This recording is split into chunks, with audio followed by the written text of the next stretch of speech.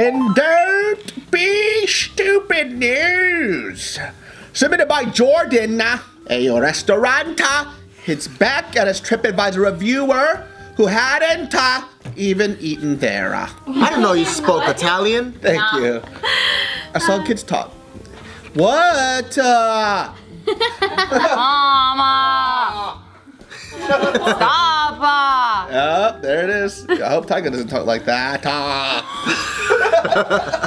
Can we just talk like that the whole episode? All right. Wait, so what was the description? I was so distracted by David. TripAdvisor reviewer reviewed something bad, but they didn't even eat there. The restaurant hits back at a reviewer who didn't even eat there. Yep. Skitty what? Why do people review when they didn't even eat at places? That doesn't make any sense. Cookie noise. I have no idea. Maybe they think it's like, oh, if I'm reviewing this place, it's because of my entire experience interacting with that Because place. they think it's their personal diary. Yeah, for real. And it turns out, nobody gives a fuck. A lot of people give a fuck. What did the review say? So this takes place in the UK. And it's a restaurant called Buoy and Oyster. Sounds bomb. Oh, it sounds like seafood. fish. Da. It's a cocktail bar. Ooh. Horror. Scrimps. Yeah, so the interview here, they gave a 1 star or whatever TripAdvisor uses, 1 circle. It says, empty but asking for a reservation, question mark, that's the subject. Now the review says, we showed up at 12:30 and asked if they had a table for 2. The waiter gave us a attitude. And whilst they checked their book, we looked around and more than half of the restaurant was empty. We got turned away with a, sorry, no tables available, only one outside at 2 o'clock excuse. I can only assume they weren't in the mood to receive our money. Or maybe they had reservations and those Or they know their tables were peak hours. reserved. Or maybe they just didn't have enough staff to cover that many tables. Or perhaps your pussy smells like fish and you should get the fuck out of my business. Anyways, I don't know. Fuck you. I don't Well, know. they did say like, sorry, no tables available until 2 p.m. on the outside, right? So they did mention that in the review. So now the owners, Nadine and Simon, they responded to this review saying, it is always disappointing to receive negative reviews, especially when ourselves and the team work so hard to deliver great food and service. However, such is the nature of TripAdvisor and we can always improve from constructive and honest feedback. To receive a negative review for this is simply unfair. You are not advising future diners about your experience of our restaurant. You have simply vented your anger and tried to get revenge for us not having a table available for you immediately when you strolled in on a busy, sunny weekend without a reservation.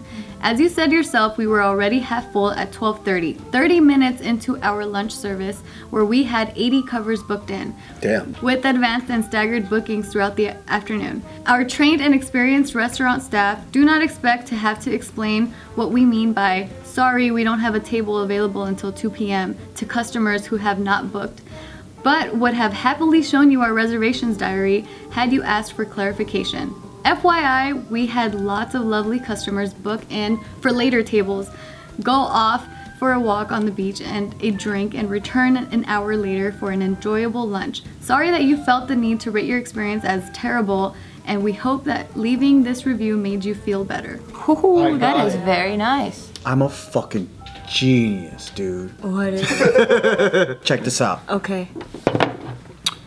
Uber. You could rate each other in the experience from driver to I like what I'm hearing. TripAdvisor, Yelp, all of these things. Businesses can rate their customer and customers can rate their business. That's fair. Because when you look on the customer's profile, right? If he's got like 4 or 5 stars all the way, it may be 1 star, average person. If this motherfucker is a bad customer, 1 star from all these businesses, what that tells me is I'm not gonna listen to this fucking customer. I don't care if they're an elite Yelper. They got 1 star from every restaurant they go to. They have bad customer behavior. Or they should have different tags, you know, like the elite, it should be like shitty or something, like, so you know not to trust whatever. The unservable. I tweeted at Yelp because I saw this fucking review and on Yelp, the reviews that are like 1 star, and if you request like a, what do you call it? Like a review of a review, right? There's rules like if you didn't eat that at the restaurant, you can't be fucking putting up a review up there. If you had no experience with that place. I read one where it's like, this bitch wrote about a food festival, right? That we have a couple booths on. And they were like, 1 star, me and my family were driving around for hours. We couldn't find this restaurant. And when I called, nobody picked up. First of all, it's a food festival. You just told the world what a fucking moron you are. You missed the whole fucking football field parking lot. Yeah, and then it's their fault that you're a moron and you couldn't find the food festival and you thought it was a restaurant and then you put a 1 star. It's like, what the hell? That's crazy. But I mean, Yelp didn't even take it down, even after it was requested. So I tweeted at Yelp and I was like, come on, man, this is fucking stupid. They responded, thanks, we're gonna keep trying our best to clear up the system. And I was like, why don't you guys let other customers respond to other customers? Yeah, like if this was helpful or not, and then you can get like thumbs up or thumbs down. Do you have that on Yelp? Yeah, it's like, was this helpful? Was this cool? Was this funny? They have those, right? But what they should have is the business shouldn't have to fucking respond to the customers. Like, sometimes other customers can correct each other. It's a community. Like the comment section on YouTube. Oh, and Yelp, other Yelpers can't Yelp? No. Oh. It would be dope if the business owners could also comment back. Then they can be like, yo, you never even been to my restaurant. You can, but not other Yelpers. But then like have a profile list, not on the business page. You know what I'm saying? Like on the customer's page, this customer was so obnoxious. So people can go to freaking Paul Wonton's page and see like every single restaurant roasting the fuck out of this guy, and you're like, okay, cool, I'm not gonna trust what Paul Wonton says from now on. yeah, because there are reviewers. Because I think like when you're a business owner, you do check that person to see what they, what their opinions are. And I've gone to certain Yelp reviewers that just give 1 stars to everybody. Yeah. Everybody, and then you just happen to be. They should have like a suspended account. Yeah, that person should be suspended because they're just out there just to only give people bad reviews. Or wait, doesn't Yelp like automatically hide reviews from new pages because then they might think it's like the friend of the business owner or something, and then so they don't show the review? They should do that for people that are always negative, like hide their review. Yeah, I think like maybe it's also too like Yelp probably bit off a lot more than they could chew, and they didn't see how much of a powerhouse they could become into like really like choosing whether a business lives or dies. But a lot of these places now, like TripAdvisor, Yelp, whatever, like, I mean, I use all these things because when I'm going to a new place, I don't want to do that much research. I want to know, and I want to know like 1,000 people's response to this one place. It's at the end of the day, it's better than picking up a magazine at a hotel and being like zip lining this and that. I can't trust it. It's like they use the best fucking pictures. Everything is all perfect and shit. You show up, it's like broken down zip lines. Fucking harness is like all old from the 80s or something, and you're like, oh shit, I don't know if I want to go, but I already got here. Because the hard thing about that too is that a lot of people too, because of how easy it is for you to disappear and be anonymous, you don't talk to business owners anymore. That's the biggest fucking issue, because a lot of the issues that you could fix on TripAdvisor stuff is stuff that you could have talked to the management about, and they could have fixed that issue for you on the spot. But instead what you chose to do was to go away, destroy the business online without feeling any repercussion. So before, if you had a problem at a restaurant, you just talk to them and they fix it for you. Yeah. That's it. Or before you go ahead and tell other people what their food is about, you should talk to the owner first so you know what you're talking about.